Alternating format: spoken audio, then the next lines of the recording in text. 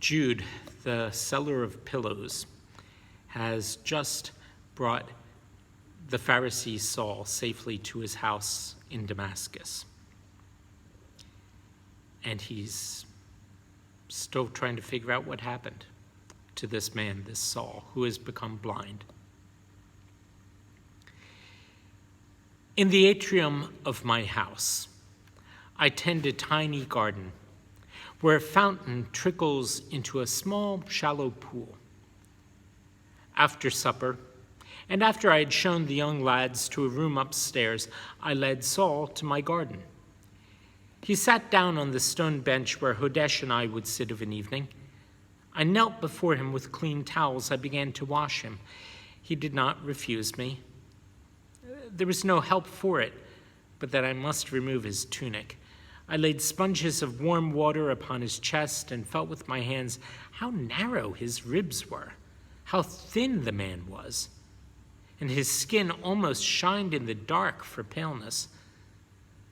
"Saul, Saul," I said.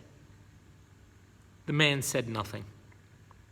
He permitted me to lift his arms for the washing, his lips pursed as if thoughts were going unspoken through his mind.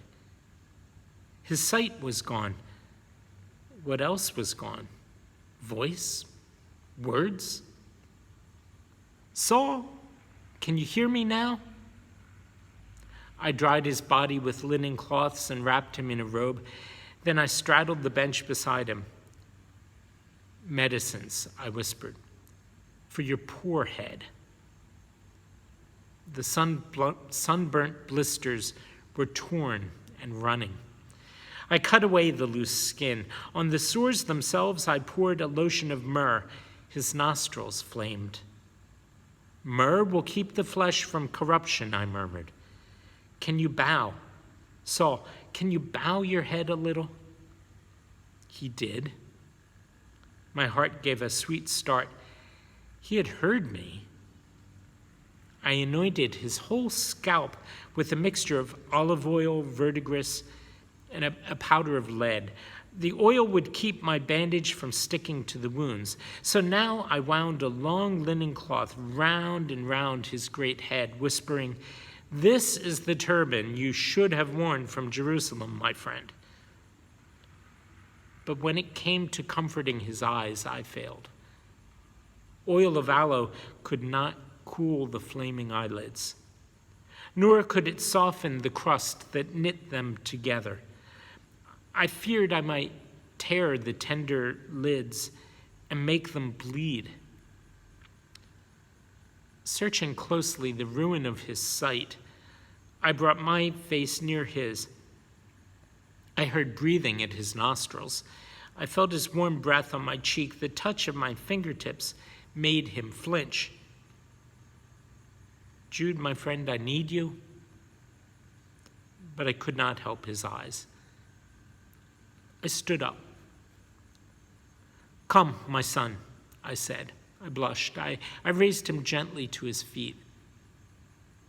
"Shema, Ya Israel, hear, O Israel," I chanted softly as I led Saul to a pallet, his weight borne in the crook of my arm. "Adonai Eloheinu, Adonai Echad, the Lord our God, the Lord one.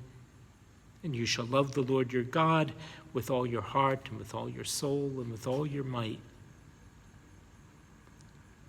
In the black hours of the morning, Saul's two young companions came into my room and stood there waiting for me to wake. They carried an oil lamp. In the flickering light, I saw how grim and frowning they were. It seemed to me that they came carrying convictions like weapons. They no longer were afraid. The one named Mattathias said, "Old man, we have something to say." I said, "What is it?" He stiffened his neck and announced, "Either we've seen the work of a demon or else we've witnessed the punishment of heaven. One way or the other, there's evil in this blindness." Pedaiah didn't wait for me to respond.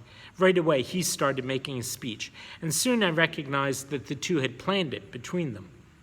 Pedaiah said, In the book of Tobit, it is written that while he slept in the courtyard, some sparrow droppings fell into Tobit's eyes and blinded him. We understood that a demon or a fallen angel did that thing because no doctor could heal him. For 4 years, Tobit prayed, but no one at all could heal him until the angel Raphael came to help. It was Raphael who showed them that they should put the gall of a fish on Tobit's eyes. That's how he was healed. An angel healed him. So we know that a demon had blinded him. Demons can blind a man. Mattathias, his neck still stiff, nearly shouted. Or remember when the angel of the Lord did to the wicked men of Sodom? He blinded them. He blinded them to stop their sinning and to punish them. Blindings, and in the middle of the day, Saul is suddenly struck blind by no hand we could see. One way or the other, old man, this blindness is a curse, and you should renounce him the same way we do. He will be no help to you. And then they left. I mean, that they turned and went out of my room and out of my house and out of the city. Disappointed.